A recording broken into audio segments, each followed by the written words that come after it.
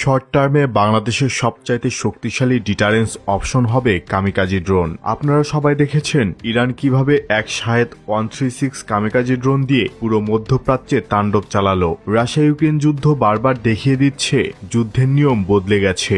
ইউক্রেনীয় বাহিনী একটি এফপিভি ব্যবহার করে রাশিয়ার অত্যাধুনিক K-52 অ্যাটাক হেলিকপ্টার ভূপাতিত করেছে। এই আক্রমণটি চালানো হয় বিশেষ ফাইবার অপটিক নিয়ন্ত্রিত ড্রোন দিয়ে, যা ইলেকট্রনিক জ্যামিং এর বিরুদ্ধে কার্যত অপ্রতিরোধ্য।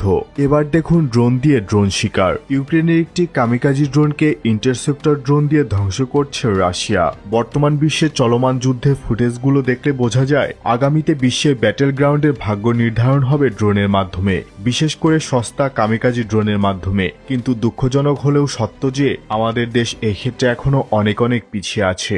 ইভেন একটা ডেডিকেটেড ড্রোন ইউনিট পর্যন্ত নেই।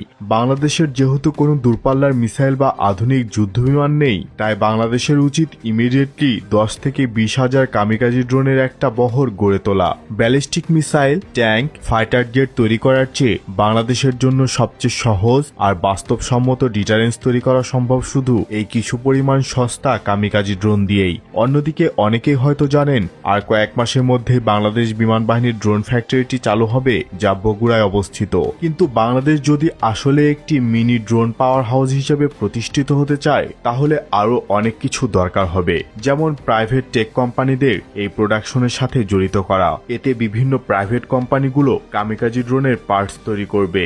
যেমন ধরুন ড্রোনের ইলেকট্রনিক্স তৈরি করবে কোনো কোম্পানি, বডি পার্টস যেমন কার্বন ফাইবার তৈরি করবে আরেক কোম্পানি, ইঞ্জিন কোনো অটোমোবাইল কোম্পানি দেখবে। এতে করে আরো দ্রুত ড্রোন তৈরি করা সম্ভব হবে এবং বিমান বাহিনীর কাজ হবে শুধু জোড়া লাগানো বা অ্যাসেম্বল করা। আর বাংলাদেশ অর্ডিন্যান্স ফ্যাক্টরি বা সমরাস্ত্র কারখানা সাপ্লাই করবে ড্রোনে ব্যবহৃত অস্ত্রগুলো। একটি নির্ধারিত টাইপের ওপর বেশি মনোযোগ দিতে হবে, হয় পুরোটাই কামিকাজি লয়টারিং মিউনিশন, পাশাপাশি লং রেঞ্জের ইউসিএভি, অথবা পুরোটাই ইউসিএভি আর পাশাপাশি অল্প করে কামিকাজি ড্রোন।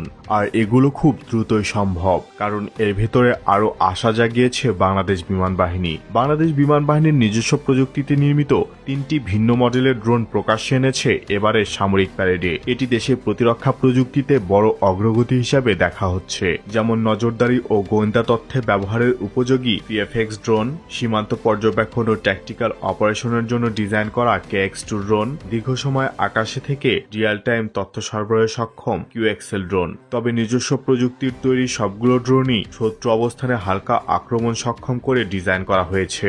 বিশ্লেষকদের মতে দেশীয়ভাবে ড্রোন প্রযুক্তি উন্নয়ন বাংলাদেশের প্রতিরক্ষা স্বনির্ভরতার নতুন যুগের সূচনা করেছে, কারণ এরই মাধ্যমে ভবিষ্যতে অস্ত্র বহনের সক্ষমতা যুক্ত এবং উন্নত কামিকাজি ড্রোন তৈরির পথও খুলে গেল।